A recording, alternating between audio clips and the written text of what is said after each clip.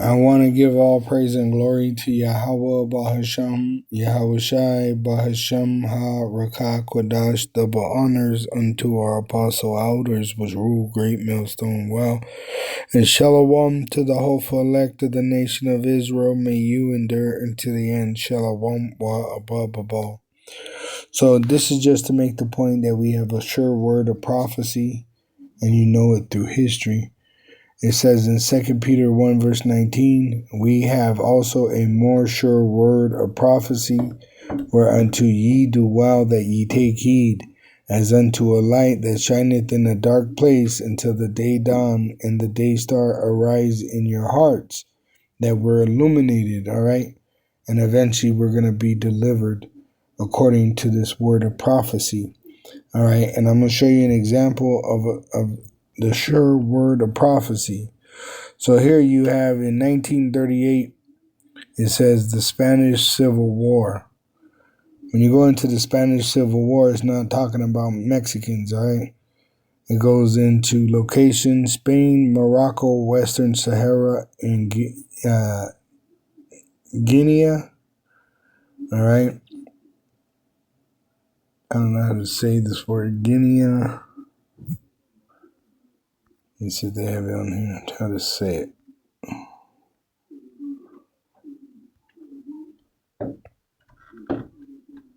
Which is in Western Africa, Guinea. I believe that's how you're saying it. But the point is, when you look at who fought in this war, all right, you had majority of it being so-called white people. Italy, Germany, which it shows you the Nazi flag. On one side, you had the Soviet Union. You had, let's see here, Spain, right? You had all these European countries together fighting, okay?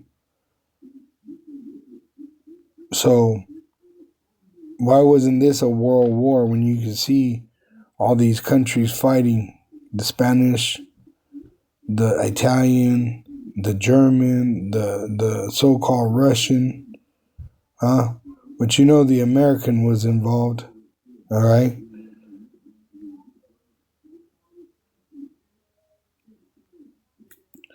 Let's see. It says the United States officially maintained a policy of non-intervention in the Spanish Civil War despite significant public support for the Republican side. However, approximately 2,800 American volunteers, primarily through the Abraham Lincoln Brigade, secretly traveled to Spain to fight for the Republic, which it wasn't a secret. It's a secret to the world because they didn't want everybody to know that they're involved, all right? But the so-called white man, the red devil the Bible speaks of, is the sword of the Lord, okay? And they're the wicked. That's why it's in deceit. Now, it tells you in the scriptures that there's only 3 woes. So that's a sure word of prophecy right there. Because why wasn't that like World War I? And then we would not be on like World War IV or V, right? Because there's many times in history where all these Edomite nations, having the help of these other heathen nations, fight against each other. It tells you that they would kill each other in Revelation 6. But let me get the woe. It says right here. So it says in Revelation 9 verse 12, which this is written before any world war. It says in Revelation 9 verse 12, one woe is past, and behold, there come 2 woes more hereafter. See, so there's only reported in the scriptures 3 world wars, which were on World War III. Why is it World War III? Because we have a sure word of prophecy. We have a sure word of prophecy. This is why it's not World War IV, 5, 6, or 7. It's World War III. And this is going to be the war that ends all wars. Yahushua is going to return during this war. And using their own weapons that they devised, he's going to allow it to destroy their kingdom. Nuclear missiles are going to rain on America. All right? World War III. And look at the picture they put there. World War III is what? America being destroyed. By who? Russia. You understand? This is the spirit that is in these scriptures. World War III, also known as the Third World War, is a hypothetical future global conflict.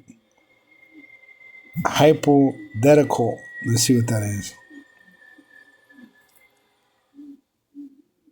Hypothetical, based on or serving as a hypothesis, which and they're saying it's a guess.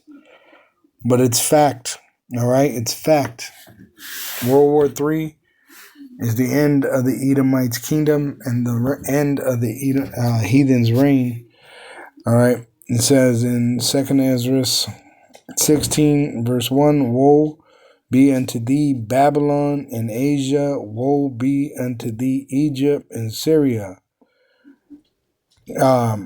Babylon is America, which is going to be destroyed by nuclear missiles.